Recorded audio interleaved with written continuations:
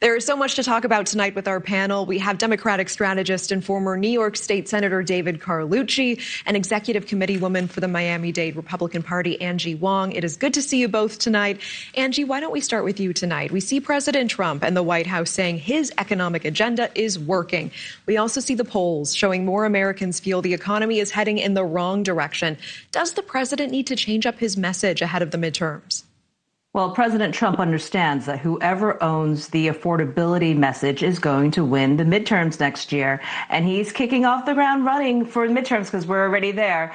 He started off with a really kind of soft landing in North Carolina with a rally there. He's won that state 3 times in a row. So he understands that's a great place to test his messaging on affordability. Right now, it seems as though he can say those words, but do Americans actually feel like they have more savings? Do they feel that they can afford groceries or insurance and et cetera? So I don't know if we're there yet. And, we still have a little bit of ways to go until November, but can President Trump actually drive real costs down over the next few months? Not really sure. We do have some dates coming up. The Fed chair is going to be leaving in May. Maybe that might help. But yeah, it's still a long road until November. And David, I saw you nodding for a moment there. What is your take here? Trump and his cabinet continuing to say Americans will feel relief in the next 6 months to a year or more. Are they in danger of the same pitfalls that Biden and Harris made before the 2024 election when it comes to this messaging around the economy? Yeah, absolutely. Look, if this is going to be the message that Donald Trump has, I think Democrats will contribute towards that campaign because this is obviously falling on deaf ears. Look, he interrupted primetime TV to give this address. I think people were expecting some news, and instead he just wanted to tout himself and these accomplishments that nobody believes. How could you say you're lowering prices and in the same speech talk about tariffs being your favorite word? So the polling shows that Americans aren't buying it. They're very disappointed with Donald Trump's leadership. In fact, Marist poll just had his lowest approval rating in the history of his tenure as president, even in his first term. So this is a real problem for the GOP. And I think the cherry on top is when, instead of talking about policies, President Trump is still blaming President Biden. And that might work when you're running against the sitting incumbent. But when you are the incumbent and the buck stops with you, Americans are asking, what are you going to do? And taxing your way out of this with tariffs is just not the answer. Yeah, I want to turn to one more topic for both of you with the time we have. Angie, the Justice Department yesterday releasing thousands, but not all of the files related to Jeffrey Epstein. Many had heavy redactions. Some had photos of Trump, of Bill Clinton, Mick Jagger, and more. How much new information did we learn from this first batch?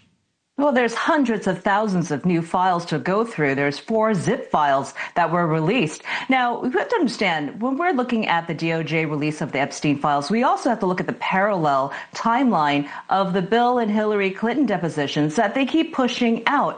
I think Todd Blanche of the DOJ doesn't want to give the Clintons a preview of what they're going to be asked during the depositions on January 13th and 14th. I think that's why he's dripping these files out. And yeah, there's been a lot of people in Congress and in the Senate who want to pull the DOJ in, who wants to even bring articles of impeachment against Pam Bondi. But that's going to take more than a couple of weeks to get it all going. So I think that's the strategy here. Todd Blanche does not want to give a preview to the Clintons before their depositions. David, we also know sometime over the past day, the Associated Press found at least 16 files released on Friday were taken down without explanation, including a photo that shows pictures of Epstein, Trump, and more in a desk drawer. The DOJ not explaining the takedowns. What do you make of those removals? Yeah, it's a real problem. I scratch my head, and I think many members of Congress are doing the same.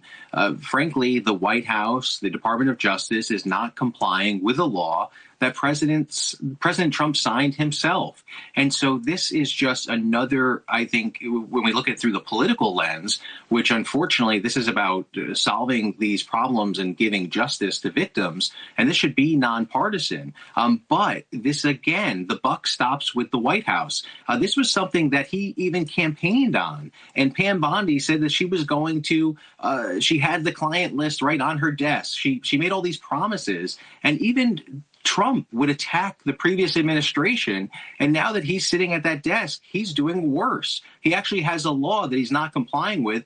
And worse, he's not explaining any of it. The DOJ is not. So I think what you're going to see is Republicans looking desperately for any other famous figure, whether that's Bill Clinton, you name it, just to be a distraction. And I think that doesn't matter because Democrats, Republicans don't care who it was. They want justice for these victims, and they want to find out how they could stop this horrible behavior from happening in the future. All right, David Carlucci, Angie Wong, appreciate you both. Thank you so much for joining us tonight. Thank Good to be you. with you.